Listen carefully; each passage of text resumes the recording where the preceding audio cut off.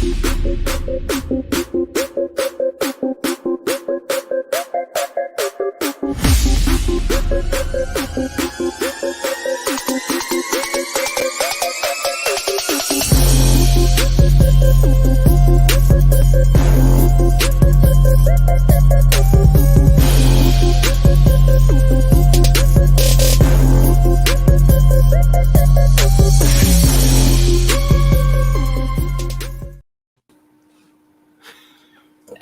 Yeah, that was kind of crazy, but that's all I right. like it.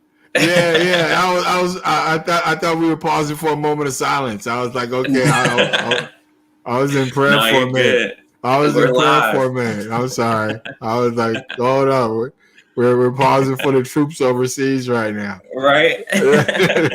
That was kind of crazy, but that's how live TV is, and that's how Yes, how it's going down these days. All right. Hey, everybody, before we get started and get into it, gotta say what's up to you guys, everybody on Media Room 360 right now, and checking us out. And thank you for making us a part of your evening right now. This is like a brand new show that is coming to Media Room 360. Got a whole lineup, man. We got my man Michael Sean and Radio Legends in the morning time right now, killing the game. Man, I love that show.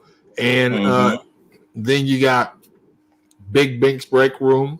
That was me right there, moi, along with my super cast right there, Shawnee. And you got Big Bink. You got Muck and Killer on Friday nights. You got a host of churches on here as well that are always doing a thing, which is a good thing, man. I love the church segments, and you're going to get a lot of that tomorrow. And we're like, okay, let's add some more to the mix. Right. Keep it going. Yeah. Let's keep it growing. Let's keep Media Room 360 growing. So we thought to ourselves, okay, what's a good show? What's a good day? What's a good time? What's a good thing to talk about? And so actually, truth be told, because Media Room 360, it's always the truth serum when you get on here. So you always got to tell the truth, and we want to hear your comments on this. But okay, so hey, Kathy, what's up? Oh, Kathy, you are a soldier. Let me just say that right now. Kathy's a soldier, always on every show. So welcome to the show. Let me just tell you the name of the show. This brand new show here is called 2Gs, and I'll explain that. So, but again, the reason for the title 2Gs was because I had heard Darius on a show that was going on with Shawnee and some other people, and he had some interesting comments and interesting points of view, to say the least. Yes, sir. And I was like, hold up, okay, he's a brother, I'm a brother, but we are thinking two different ways. What is it? And it's just two different generations. And we were like, okay, that's a show because we have two different generations of African Americans. And my generation is not thinking or not on the same level as this generation. This generation right here. But we gotta figure it out though, D. Gotta come together. Yeah, we gotta figure it out, because if we don't figure it out, then it's like we're lost in what we're doing. Okay, and then we're gonna have a comeback moment for the African American community, because we're gonna have the whole generation. Yeah, for the entire generations, because we're gonna be lost. Yeah, so this show is for you guys out there listening, and because we want your thoughts. We want you to chime in on what we're talking about, all the topics that we're going to be discussing, because there's a wide range of topics to discuss and to talk about with two different perspectives from two different generations and how they come at it, and we just got a whole lot to talk about. So again, I think a lot of you guys may know me. Again, I've been around for a minute, but a lot of you guys don't know Darius. So what I want is Darius, just tell them about yourself, your background, some of your thoughts, and like why you wanted to get in and do this show. Yeah. So I'm Darius. A lot of y'all see me on the one show before, but I'm actually Miss Shawnee's stepson. So that's kind of how we kind of entwined in everything.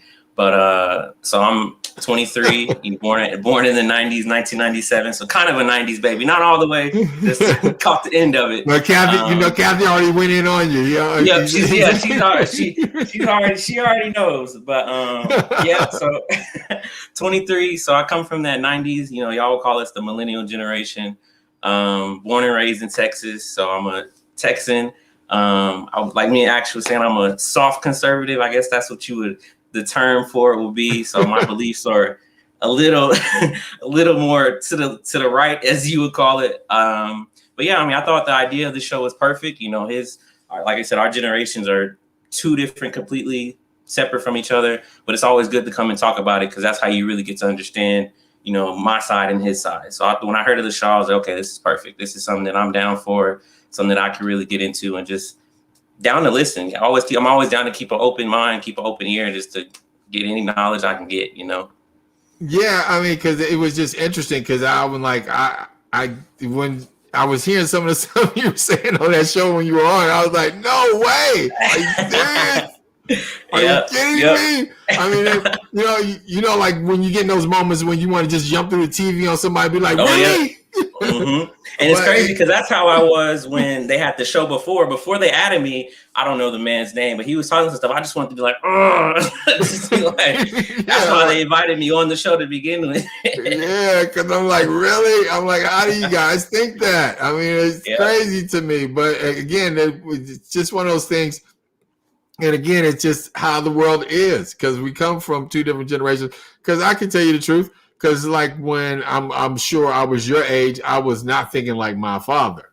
And so we come from different generations, and I always thought I knew everything. But I will tell you this, with the experience and the goodness of Father Time, my dad was right. They usually are. I'll give you that. Yeah. 95%.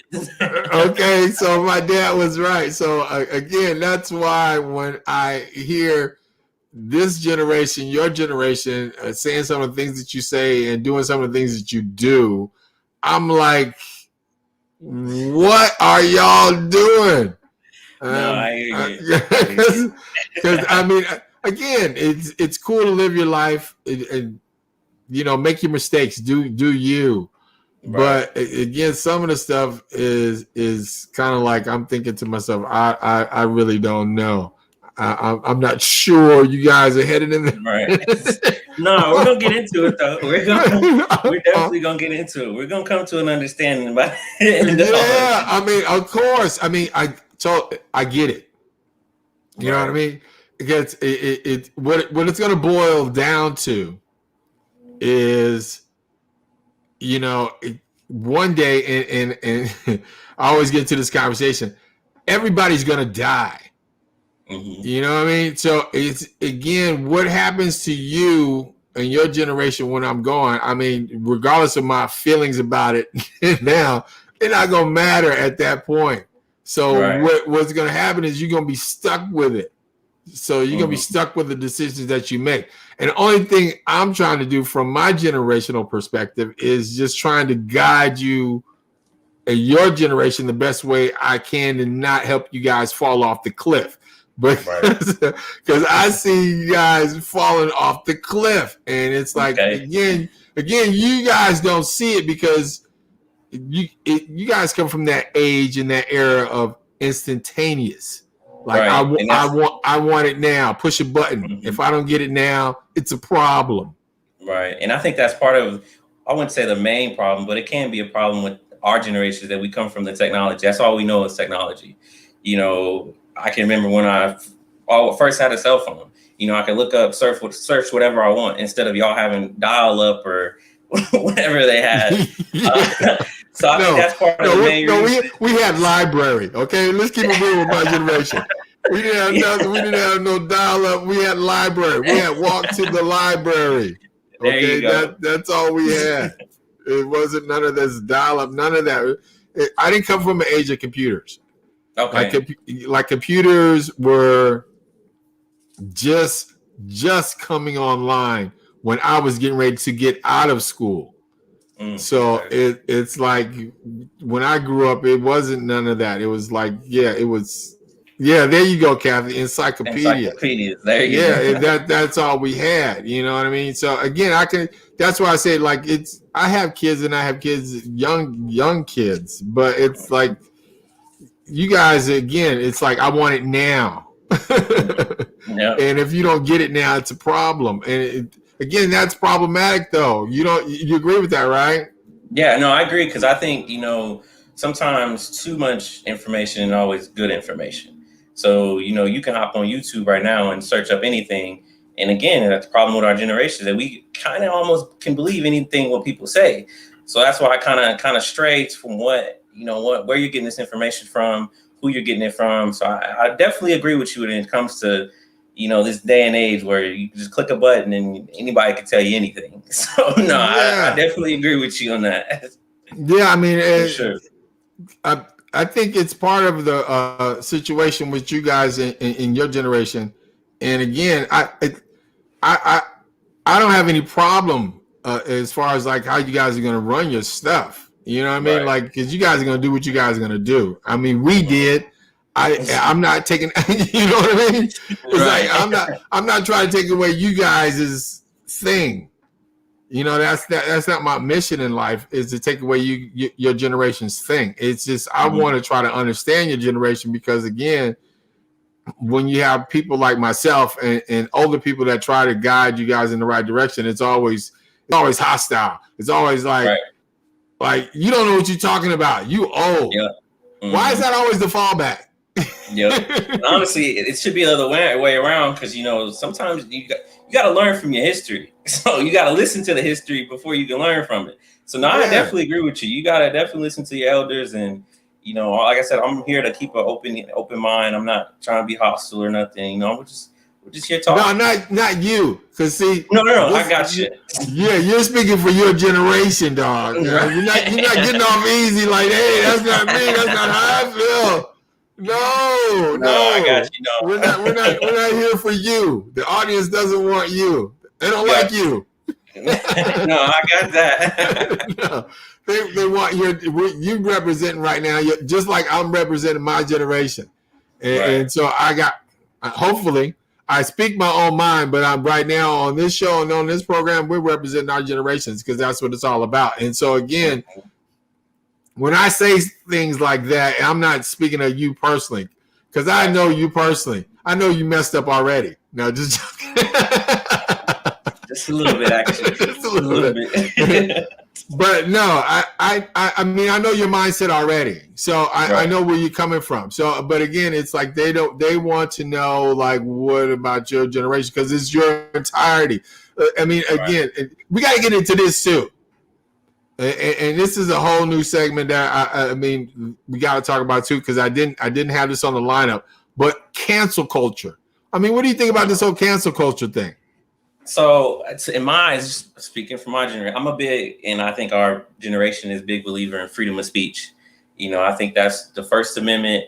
That's in our Bill of Rights. So I personally, as far as a generation, I don't believe it. I don't believe in it. So I don't think anything should be canceled. But again, it goes back to all information isn't good information. So if you're putting out bad information, it's going to be up to you to misinterpret that, take it, and do as you please with it. So again, I think, like it's, for example, canceling Trump off of Twitter. At the time he was the president of the United States.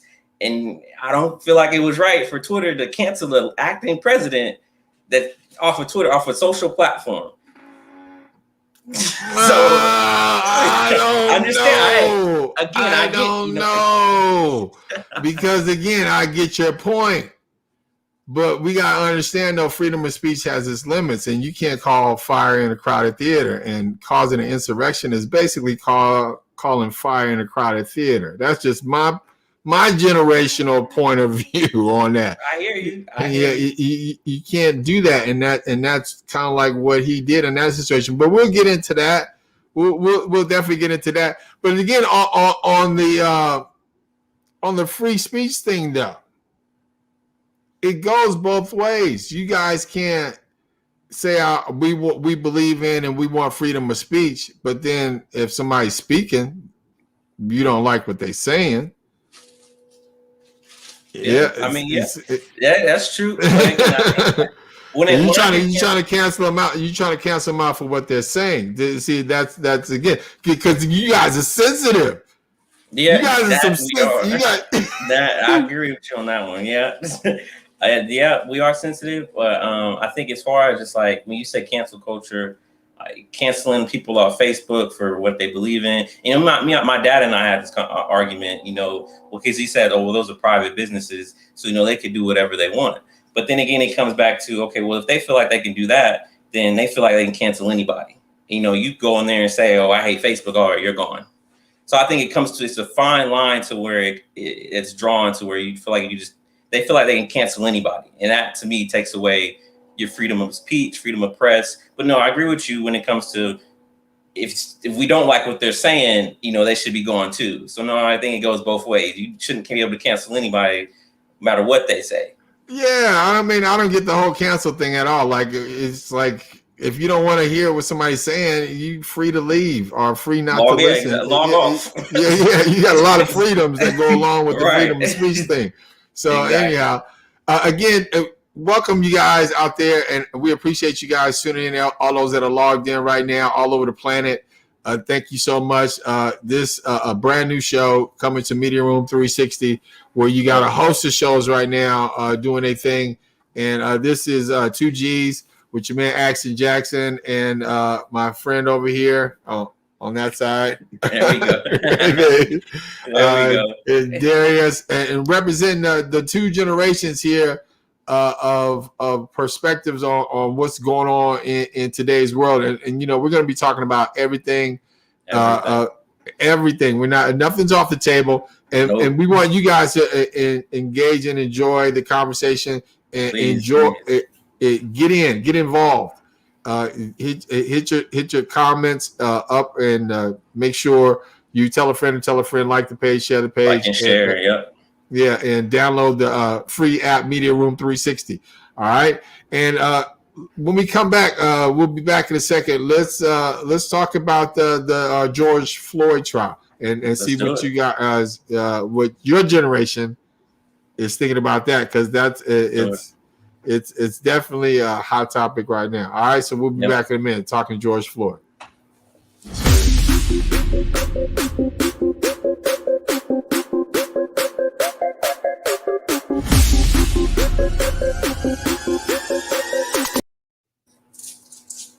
Okay. It's a nice little gift. That was nice.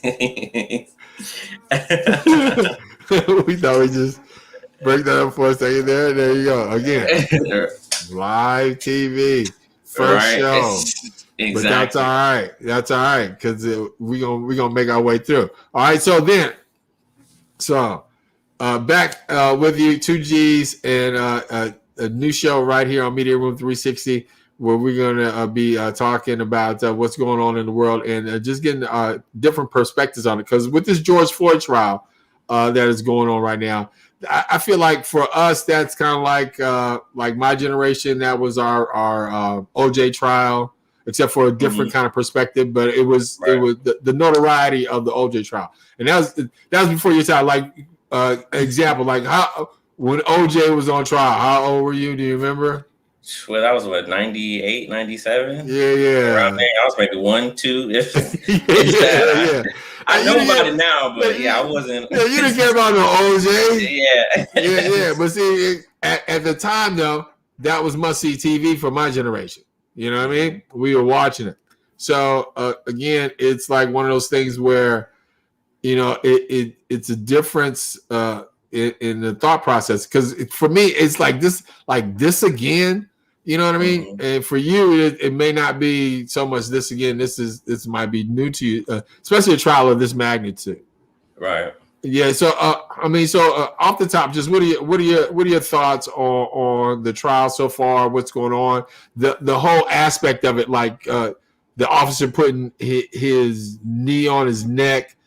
Right. Do you think he's guilty? Should he be going to jail? I mean, what is your generational thought, or your generation thinking about this whole situation right now? So I'll go back to the beginning when it first happened. That was they lit a spark.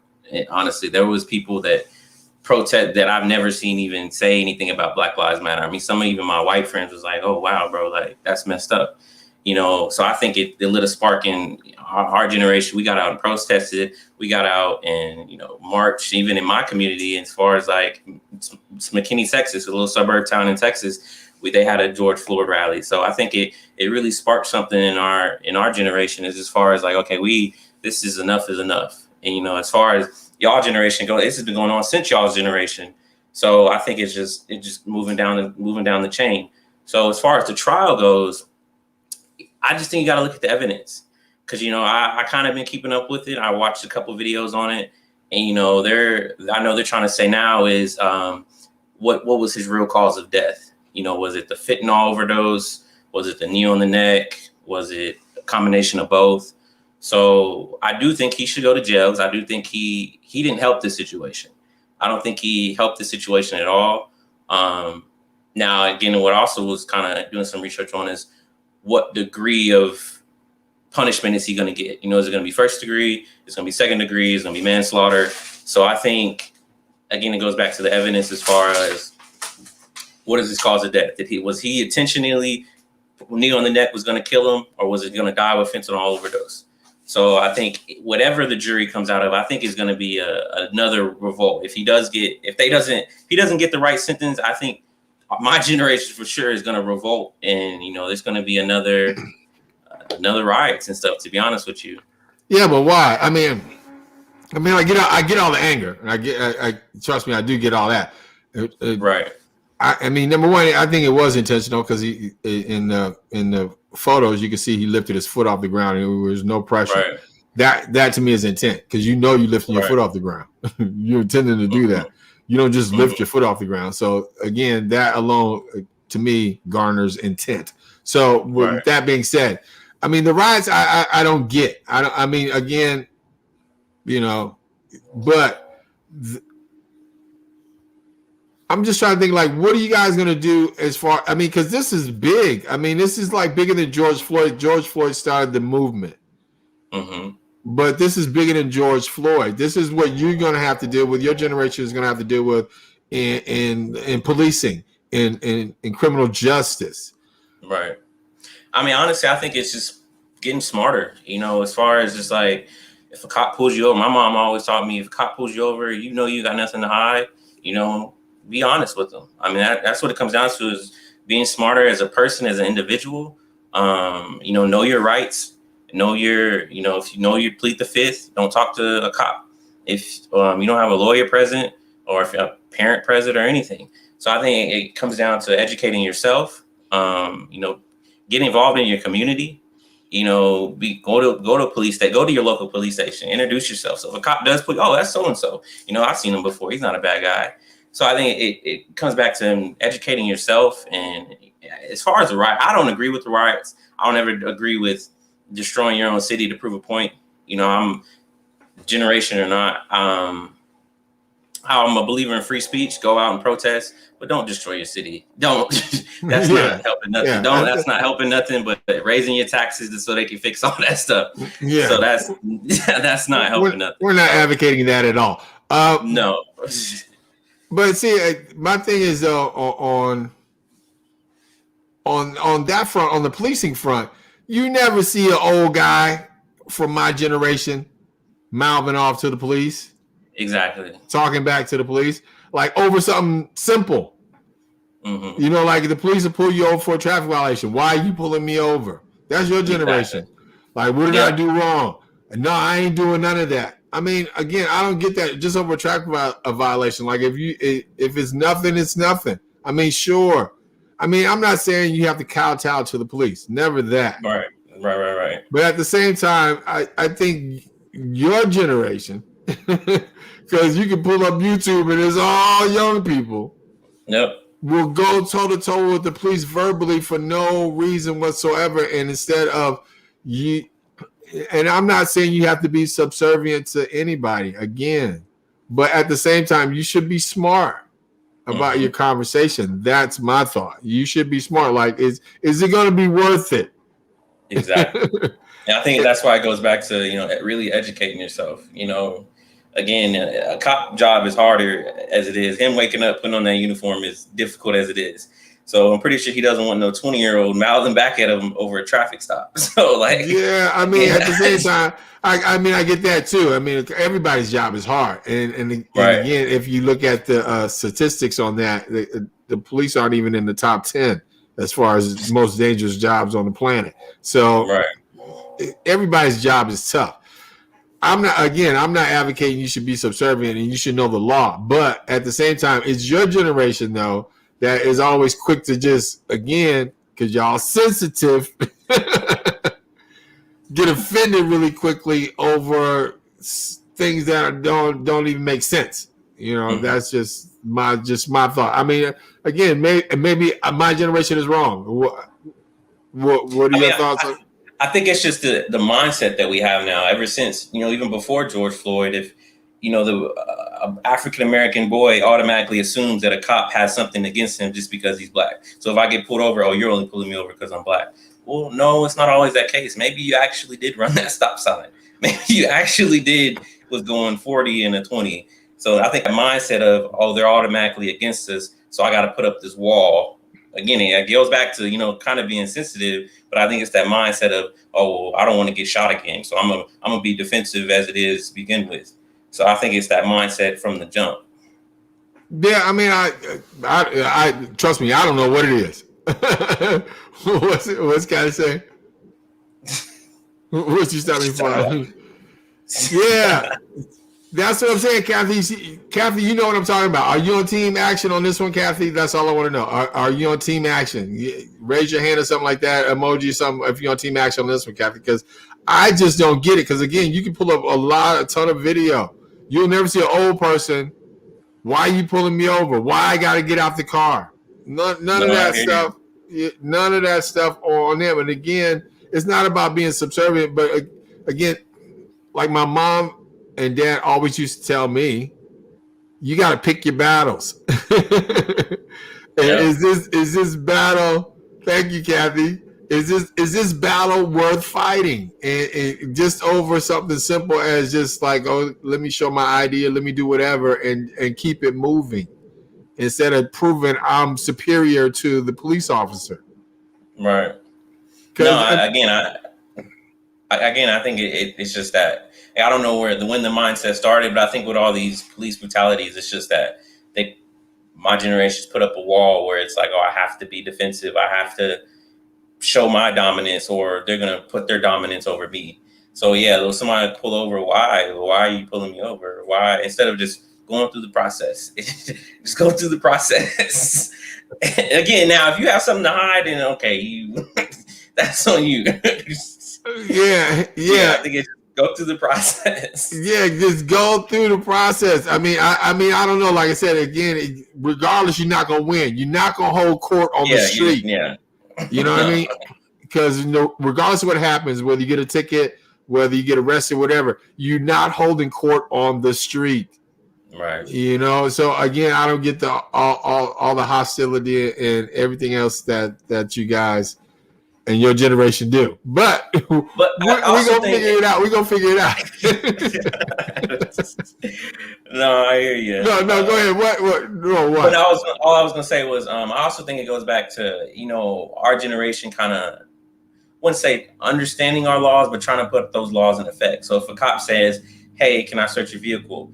Our generation might say no. Like, what is your reason behind it? So that right there can cause a conflict, because it's the fact of, we're not going to search my car if you have no probable cause. So, I think it's that defendant of, hey, no, I know my rights, I know my laws, and I'm not just going to let you do something because you feel like something is going on. Because I know I'm a believer in that. If a cop says, hey, can I search your car? I'm like, nah. The believing in that is knowing, though. Okay, you can't watch Law and Order SVU and think you know the law. You can't grow up on cops on Hulu and think you know the law. It's like, no, I got you. Yeah, but see, that's your generation. Because you need probable cause. Police, when they pulled you over, that gave them probable cause. Otherwise, they wouldn't have pulled you over. So that alone gives them the right to search your trunk if they need to. And so again, it's like, that's what I'm saying. that's my point with that. You guys are not going to hold court on the street. So no, I hear you. You're not going to debate. You're not going to debate probable cause. Did you have any cause for Section 35 of the Penal Code? So yeah, we will break it down for you. You do Section Code Clinical 360. Yeah, we'll definitely get in. Like, we're certified lawyers. We passed the bar yesterday. We'll break it down for you. Yeah, see, that's how it goes. All right. Hey, yo, check this out. You guys are checking out a new show right here on Media Room 360. It's called 2 Gs. You got your man Action, one of the G's, and my man Darius, the other G. And coming up after this break, we're going to get back and talk about one of my favorite rappers that we just lost and the thoughts about DMX and what this generation thinks and what that generation thinks. Yeah. All right, we'll be back with 2 Gs in a minute. Yes, sir. What up, y'all? It's Michael Sean from Michael Sean and the Takeover Legends. And just in case you missed the show, check this out. Dog, Straight Outta Rehab was a song that I made when I came straight out of rehab. Straight Outta Rehab. Straight Outta Rehab, a crazy alcoholic named Michael. Michael Sean and the Takeover Legends, where the truth hurts, but also makes you laugh. And I remember the producer didn't know if he wanted to play it because I guess it was too transparent. But my thing was I was gone for like 2 months. And they kept saying I was on vacation. I was like, damn, Howard Stern don't go on a 2-month vacation. So you was 2 months off of the radio, you were gone, and then you popped back up. Yeah, and Dee, the host of the show, was like, Michael Sean's on vacation. And I was like, I had to giggle at that. There was some type of law they couldn't say I was in it was some ridiculous human resource was saying something they couldn't say I was in rehab. And I was like, but I'm saying I'm telling you, you can say it. Like, you can say I'm in rehab. So that was the basis. Like when I was in rehab, I was writing that after I got over, being in rehab. Like when I got comfortable. Michael Sean and the Takeover Legends. Your escape from reality. Right here on Free Agent Radio. What up, people? It's Michael Sean letting you know you got to check me out April 15th at the Arlington Improv for my Laugh Out Loud comedy show. But wait, you want to win tickets? We got your opportunity. All you got to do is download the Media Room 360 app. Watch it on your streaming channels, on your Roku TV, and multiple other sources. When you see the code phrase, you know that code phrase? You'll get your chance to win tickets to my Laugh Out Loud comedy show April 15th. That's all you got to do. That's easy. That's simple. You don't need to do no more. We don't make it complicated here. Download Media Room 360 on your phone. Watch it on your screen, on your flat screen. And win tickets to my comedy show April 15th. That's how it goes down. Michael Sean and the Takeover Legends. Yeah.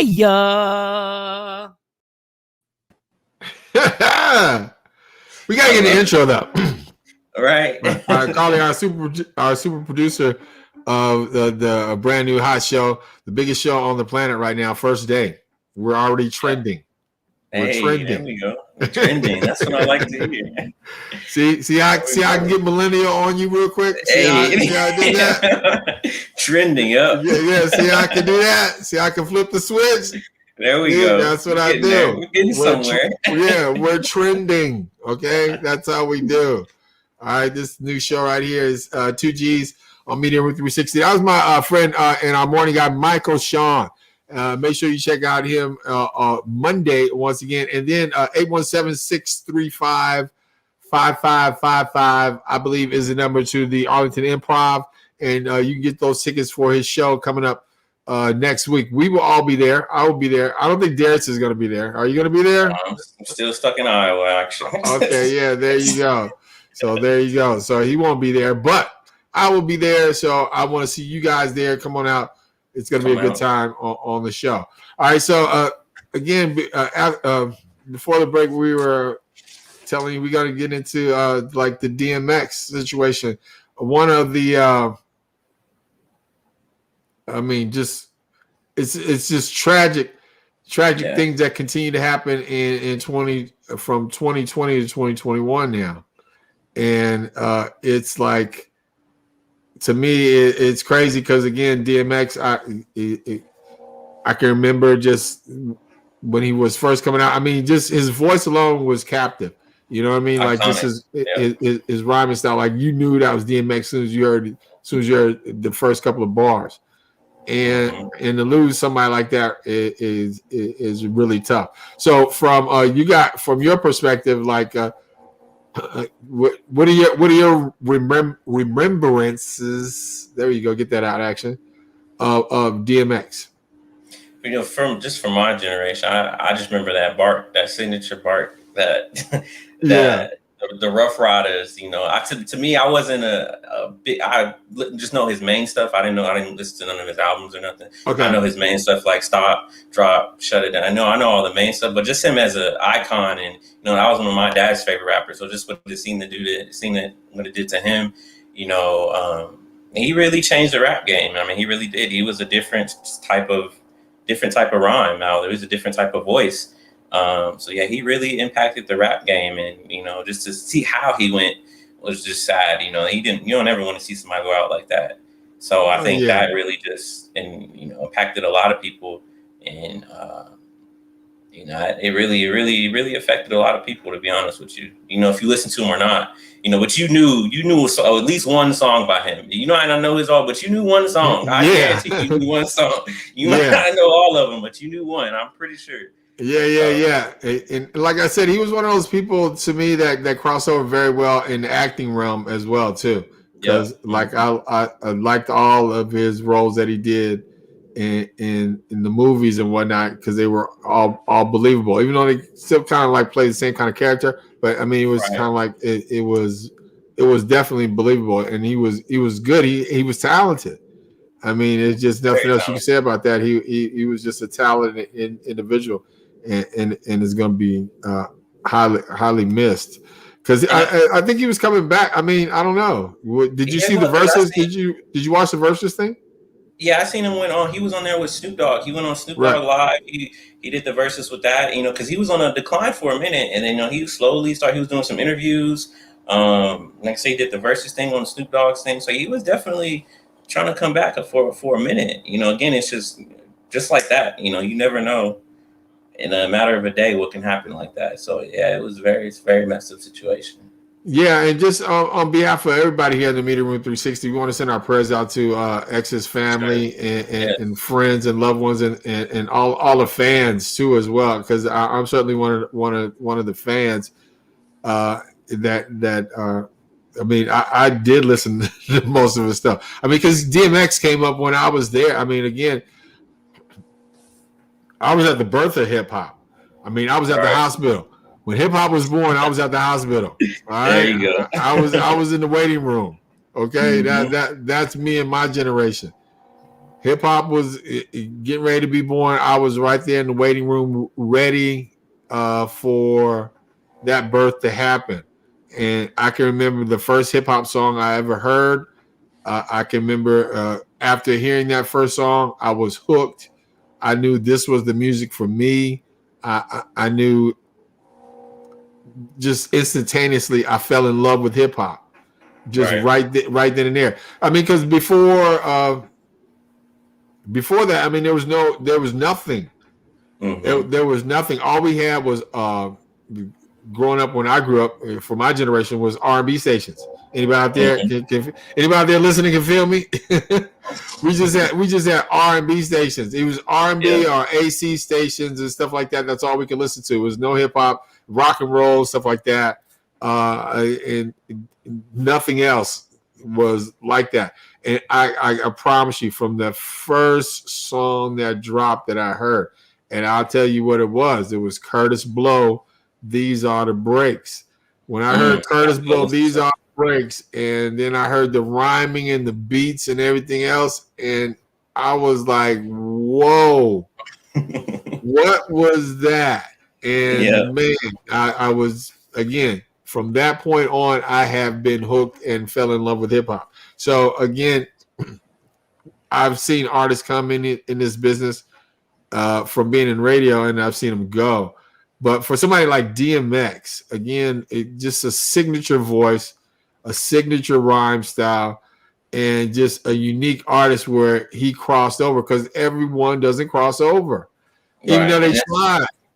yeah, and that's all I say about DMX. You can always rappers can always be imitated, but I don't think there would ever be a sounding lyrical like DMX. Nobody would ever be able to imitate that. He was truly, as far as that voice, how he even produced his music. I give him that. He was one of a kind for sure. Yeah. Kathy says Rapper's Delight. Yeah, there you go. Run DMCs. Yeah, see, that's what I'm saying, Kathy. Me and you the same. We represent this generation to the fullest right there, and it's like, again, we were there I can see Kathy was at the waiting room as well. She was in there waiting for that next door. Yeah, she was next door. Is it a boy or girl hip hop? That's what she was wanting to know. So I mean, I was there, and so again, when you lose somebody like that, it's just like one of those things. Like, man, because again, go through the artists that we lost and things like that, like losing somebody like Pac, who was, again, it's not the same scale. So I don't want all the hate mail, all the other stuff. Not comparing Biggie and not Pac, but Pac and DMX. But they had that same kind of lineage, that line where Pac went into movies. It was believable. He was a great actor. Yep. And then DMX was the same kind of way. He could rhyme and act. Because I'm sure, again, a lot of rhymers wanted to get into that movie money. That's big money. It's not easy at all. Like Ludacris is another one. Like Ludacris is another one of those rarities where I think Ludacris is a great actor. And if you never saw that movie, what's it called? Man, I can't think of the first movie. He really, he came out about. Man, I want to say I don't want to say Traffic. Can somebody out there help me out? Is it when he was when they won Academy Awards for that movie? I can't think of the movie. Yeah, it's like I can't think of the movie that Ludacris was in, his first one that he was in. Somebody get out there can help me out. But yeah, Ludacris I think is not Fast and Furious, but thanks, Kathy. It was before Fast and Furious. Like it was like one of those Oscar winning movies, and again, I'll remember that, and we'll talk about that next time. But yeah, he definitely DMX was along that lineage where he could cross over and act and also rap too. And did again, it well, he's gonna be missed. He is gonna be missed. You got a favorite a movie or a DMX song that you have on tap right now, Darius? My favorite DMX movie, I don't know the name of it, but y'all probably know, it's the one with Jet Li. It's a real good action movie. I think they made two of them. I have to make the title. Cradle to the Grave. I think it's Cradle to the Grave. That's Cradle to the Grave. Yeah, but Cradle to the Grave. My favorite song probably To Stop, Drop, Shut It Down, Open Up, Shot. Yeah, that comes on. It's like I automatically know. Yeah. You know it's party time, right? You know it's party time. You know it's party time. So I mean, but that's one of those sad things that, as far as like our generations are concerned, is my thought is like, y'all will never know. You know what I mean? Like you'll never see him in concert again, like we saw him in concert, except for videos and stuff like that now. And that's one of them artists that are just lost, that you will never be able to experience something like that. And I feel sad on that front for you guys, because you guys will never know how. I mean, he was an entertainer. Like you go to a DMX show, you gonna be partied out. Trust me. There's just one iconic video of him, and like you just look at the crowd, it's like the whole world is in the crowd. Yeah. Like I wish we could pull it up. I mean, it's just like, geez, how many people are there? Yeah, so I can only imagine. I think that was the Coachella one. I'm not sure. You probably know what I'm talking about. Yeah, I think that might have been when he was performing at Coachella. So, again, just prayers out to DMX. Prayer go out to his family, the fans, and everybody else out there. I mean, he's definitely going to be missed. And remember that, just tell those people that you are close to that you love them. because you Always. just never know. You just never know. All right, and, you are checking out 2Gs, a brand new show right here on Media Room 360, where we have the two generations representing right now. We got the old sexy generation, myself.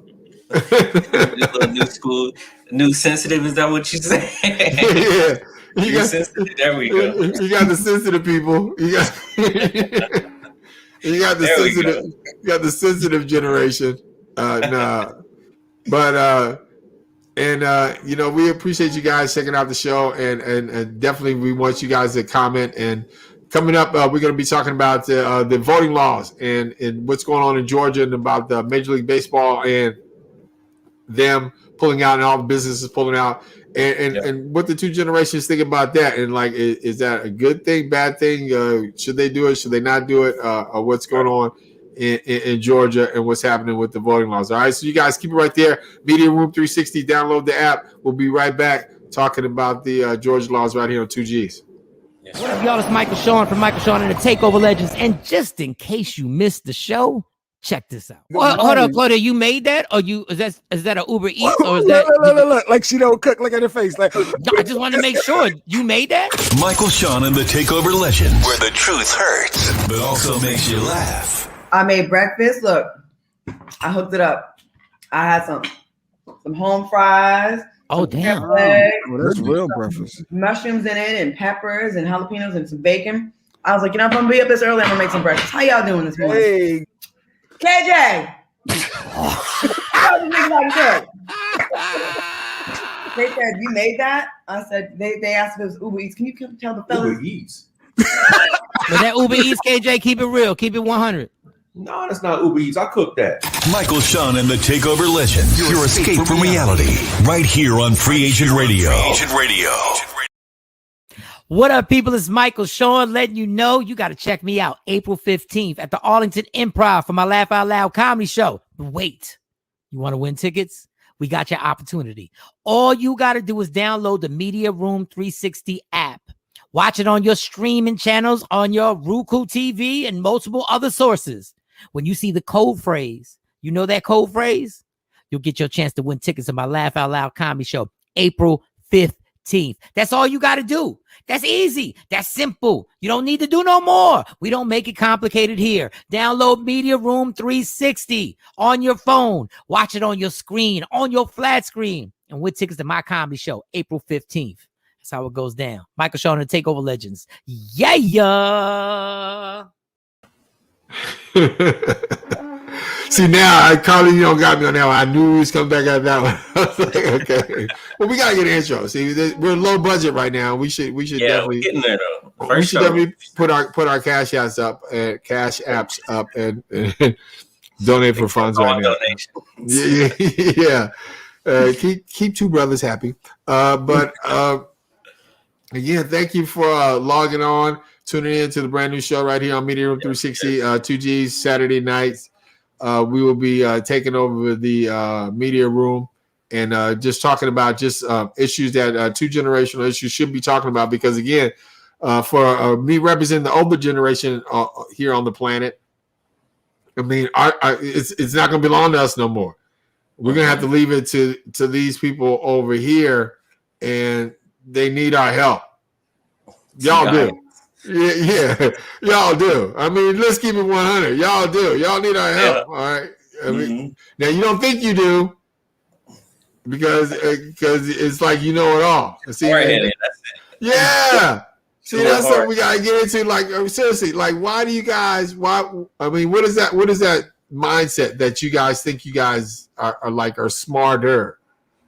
I mean, I think we just trying to think we know everything, and we think we don't take the time to listen. I kind of go back to what you were saying earlier. We don't take the time and listen to our elders and take the time to the people that actually been through the situation.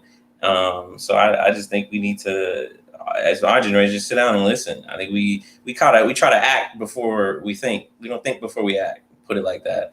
That we just act without and think later, and whatever the consequences are, we just try to live with them. So I think that's something that I think this show would really break it down and hopefully open some people's eyes on both sides. Yeah, I mean, 'cause, again, we all made our mistakes. I mean, my mistakes growing up. We all did. Everybody's generations does. You know what I mean? Right. It's like that's because that's just a part of growing up. But again, like I said, in a hindsight moment, I know my generation or the generation before me that was trying to teach me, they were right. Right. You know what I mean? They may not have been right about everything, but again, their track record can't be messed with. So that lesson in life just has taught me to teach my kids and to teach try to help your generation. Like, hey, it may sound crazy, but we're right. You know what I mean?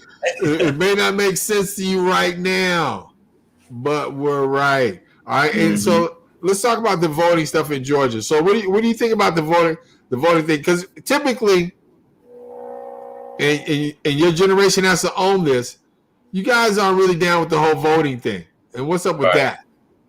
So I think, even with this past election, whatever you want to believe, if it was rigged, if it was not rigged. No, I want to believe the truth. Right. Exactly. It wasn't rigged. Whoever wants to believe that. So I think this go around, I think we got out and voted. I know a lot of people that didn't vote came out and voted. As far as it goes on with the voting laws in Georgia, I think just part of the little knowledge I know, I think part of it is they want to get stricter. They want to, from my understanding is the main part of the bill is you need an ID for mail-in ballots. I think that's what the main issue is. And it's some people feel like it's targeting African Americans. Some people feel like it's targeting Asian Americans. So again, I think that's why the MLB pulled out of Atlanta. So, I mean, what do you feel like? Because I know y'all generation is big on voting. Y'all. No, I mean, your generation should be big on voting too. No, I hear you. Yeah, but you guys aren't. That's what I'm saying. Like you guys, I mean, now you guys are starting to come out a little bit more on the voting percentages. But with that being said, the political persuasion that you guys are kind of drifting to is more conservative and less liberal. I mean, because again, it's like more. Not that he got a ton, because he didn't get a ton, but in this last presidential election, he did gain more with Hispanics. He did gain more with African Americans, and in a different percentage than he started out with. And you would think just off the dome, he just from his actions, he wouldn't have gotten any gains in the African American community. Zero. And he got some. So again, I'm trying to figure out why. So I think coming from a conservative millennial, the big thing I would say people liked about Trump was, and again, this is just an opinion. A lot of people think he was for America. They think he put America first, just far as not selling our country to other countries. Bringing back American jobs. Again, from an opinion. I'm just not saying. I'm sorry. I tried. As long as I could, I tried to hold a straight face. I'm telling you, as long as I could. All right? I'm just speaking from a conservative, millennial. It's any part of main part of being conservative. You want the government, the federal government, out of anything they can be in. So as far as religion, abortions, anything, they want the federal government out of it. So again, I think that's why people kind of lean towards Trump, is because, he might say some crazy stuff. You might not believe everything he says, is the stupid stuff he says. But in my eyes, and some of the millennial eyes, his policies weren't that bad. They weren't as radical as people think they are. Now, again, some of the stuff the way he goes about it isn't the greatest. But I would say if you really take a step back and look at his policies wasn't as radical and in dictatorship that people think of. So I mean, that's all I say when it comes to Trump is, sometimes don't look at the stuff he says, because I don't believe in everything he says. But if you want to just look at some of the policies he did, they weren't that bad. So they kind of were, but I mean, that's just so of your opinion, what name a policy that you think that was just so radical where it was just we should get rid of that? How about separating families at the border? And that wasn't necessarily a policy. If you want to think about it, that's still kind of going on today. So I mean, yeah. No, it's going on in a different way, and that wasn't a policy because he didn't get it passed, but it was an executive order, and that was his doing. And as far as like a policy, he really didn't do too much policy wise. He did a lot of stuff by executive order. And he didn't really pass any real policy, any meaningful policy. I mean, he did a lot of stuff by executive order and fear. And his biggest act was the tax cut that he gave to the billionaires and to the wealthiest of Americans right now, which the income gap almost tripled under him during this pandemic. The rich got all kind of richer. They were just talking about that. So if you say his policies work, they work for the wealthy, sure. And you're like, he didn't sell out America. He kind of did. I mean, with the Khashoggi killing, I mean, he didn't do any repercussions with Saudi Arabia because they paid him a lot of money. Sold out America. He sold out America when he left when he got out of Syria and left the troops there and our alliances there. That wasn't America first, because now Russia is it and Turkey are controlling that region right now, and Russia always wanted to hold in the Middle East, and now our footprint is very minimal. And again, that's just my opinion, and I'm just saying.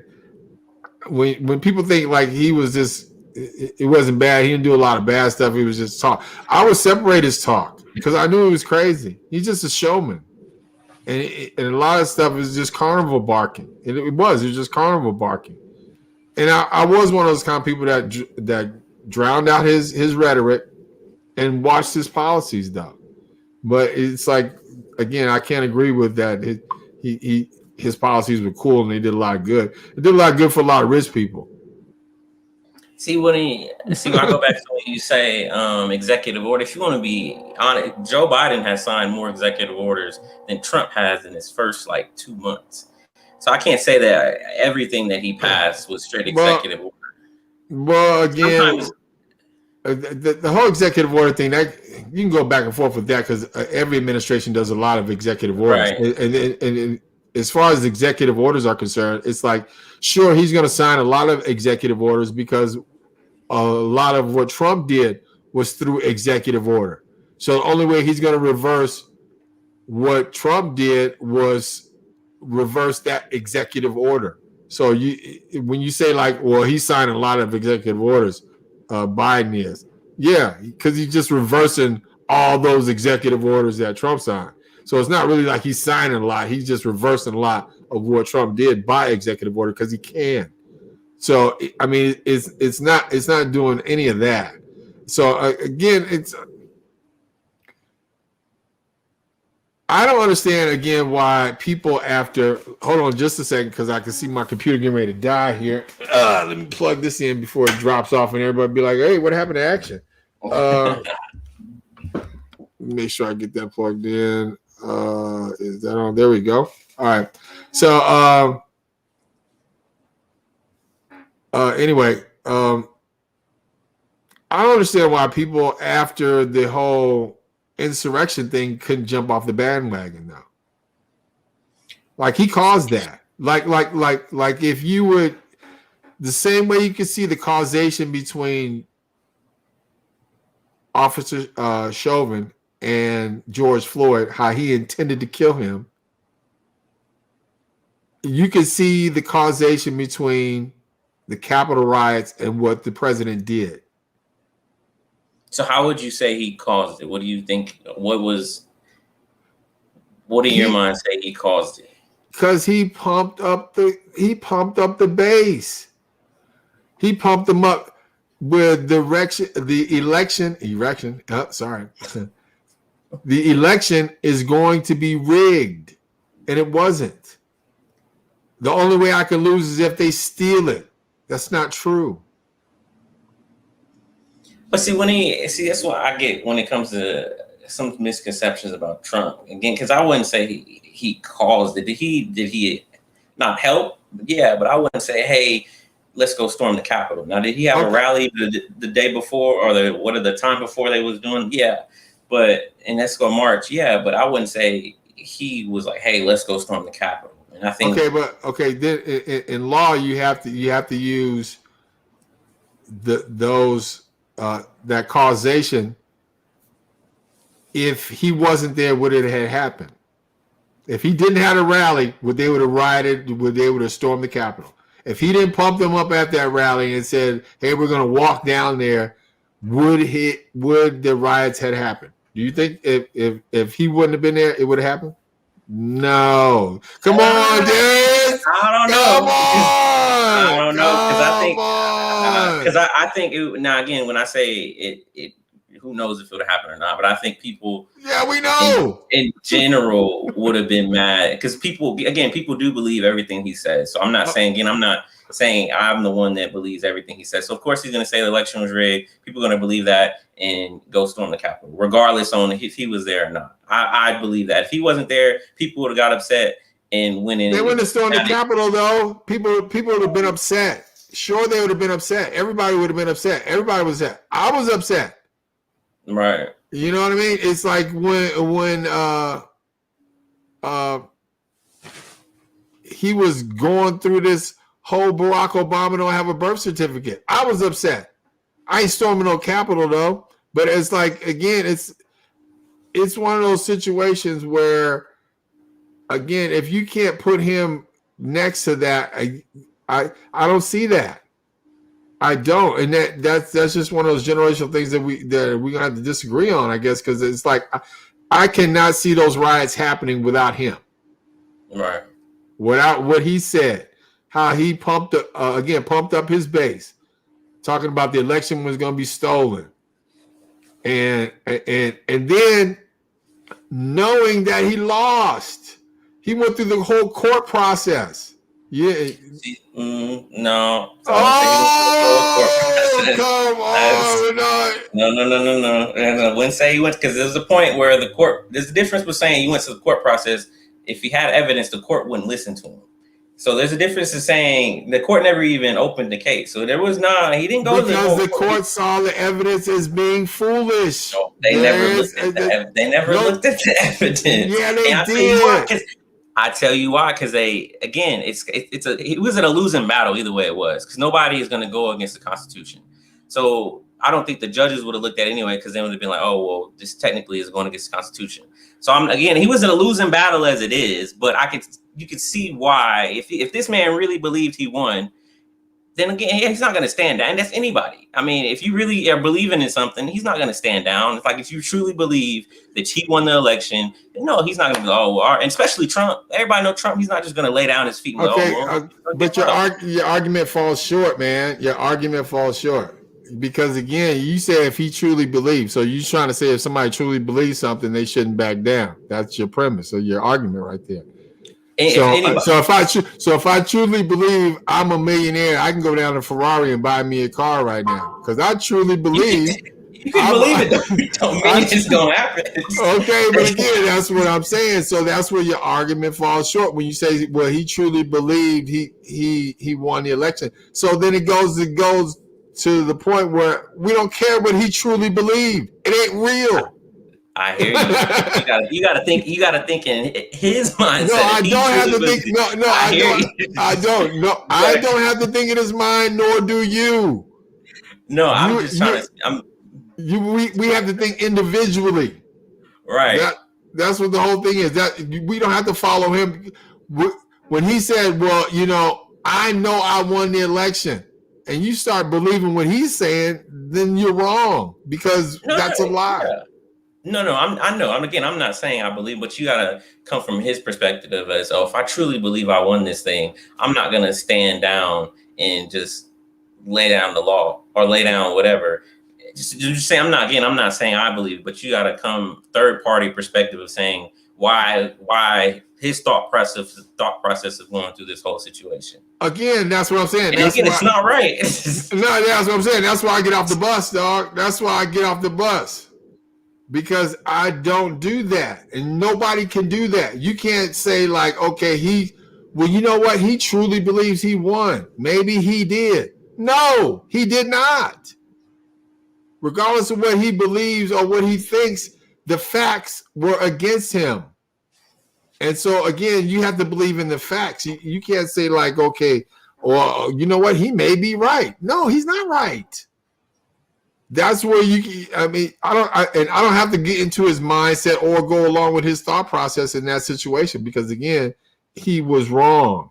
And so, again, he was culpable for what happened because he pumped up the crowd. He knew he lost. He did go through the court process. And the reason the courts didn't look at the information, if they didn't, was because they knew it was frivolous and they wouldn't have stood up in court. Courts don't have time to deal with things that aren't going to make a difference or are not going to matter. That's how courts work. You know what I mean? You can't say like, well, we have evidence that the election was rigged, and then the courts asked to look at that evidence, and again, they looked at the evidence. They just didn't represent it or let it go to court because they were like, okay, this evidence that you saying is evidence is not really evidence. We can't bring that into court because there's nothing we could do. So okay, they so had try this. No, keep going. No, I was just saying. So they had all those courts that looked at it. So they made up their decision. They made their minds up. They were like, none of this is valid. So again, he had his opportunity in court to go through it. Even Mitch McConnell said that. So okay, so to tie this back to the Georgia law, so why do you think Georgia is getting more stricter on their voting laws? Because of the simple fact that they want to try to control elections from now on. That's what Georgia wants to do because they saw, again, they learned from their mistakes in this past election. They know if they would have did these certain laws or had these laws in place, they could have overturned that election. He could have won Georgia. He could have got Georgia. So why would they get stricter if they knew because they won Georgia anyway? So why would you get more? No, they didn't. They didn't win Georgia. They lost Georgia. But no, the Georgia was blue. Yeah, that's what I'm saying. But but it's a Republican Senate in Georgia that runs Georgia. It's not the Democrats that run Georgia. We won the state, but the state houses are run by Republicans. So they're trying to dictate and change the law. So now they know in the next elections that are coming up, they can dictate who's going to win. They can dictate.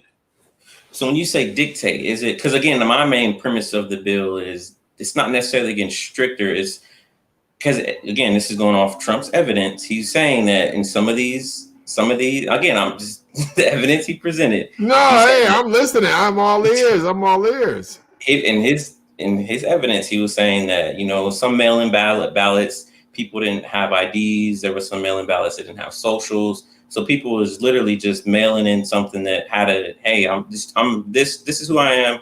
I'm vote for Joe Biden, and that's it. So what Georgia is basically saying is, okay, now if you're gonna have a mail-in ballot, we need an ID, some form of ID. This could be a social, a regular driver license, or a employee ID or whatever. So to my eyes, I think that should be from the jump anyway. Like if you need an ID, it's not about IDs. It's not about the ID laws. It's about the difficulty of voting that they're trying to pass in Georgia. Like you can't give people water anymore. The souls to the polls Sunday. They're closing up, limiting early voting stuff that we like to do. All this stuff is surgically targeted for communities of color to limit their access to the polls. That's all it is. And again, that's because they know if they limit our access to the polls in those states, that's the only way they're going to win. They haven't won the popular election in several cycles. I mean, people aren't. Again, that's why. Something we got to talk about is your move to conservatism. Is that party's gone, and it's like the party's split in two right now. But that's something else we got to get into another show, another time. And again, it's because we're running out of time, and I don't want my Right. super producer to kill me on the first show. And be like, hey, y'all talking way too much. But again, we want to thank you guys for checking out 2G's, a brand new show, and coming to Medium 360. You got your man Action right here from Big Bing's Break Room. You got my man Darius right there. And again, we appreciate you guys. Make sure you check out Michael Sean and the Radio Legends Monday. And then we will be back with Big Big's Break Room at 8 p.m. Central. And you got Muck and Killer. You got the church shows going on tomorrow and all that other stuff. Download the app. Just download the app. Make sure you tell a friend. Download the app, the Media Room 360 app. It is free. You can check us out on Smart TV, Roku, all the other good stuff, all the other good things. Before we get out of here, any last thoughts, Darius? Just it's a new show, and then you got new ideas. Like I said, 2 different generations. We're just gonna get on here and kick it. So we're not just, our theme isn't just politics. One show we might talk about sports, we might talk about music in general. So y'all just tune in and you just gotta come on and see what we talking about that day. That's all I got. Yeah, and from my old perspective. To his young perspective, because this whole Trump thing, we're gonna get back into that. Because, dude, I just I don't get that at all. All right, so that might be coming up on the next 2Gs. All right, you guys keep it right there. You guys have a great Saturday. Carly, we are gone. See ya. We gone.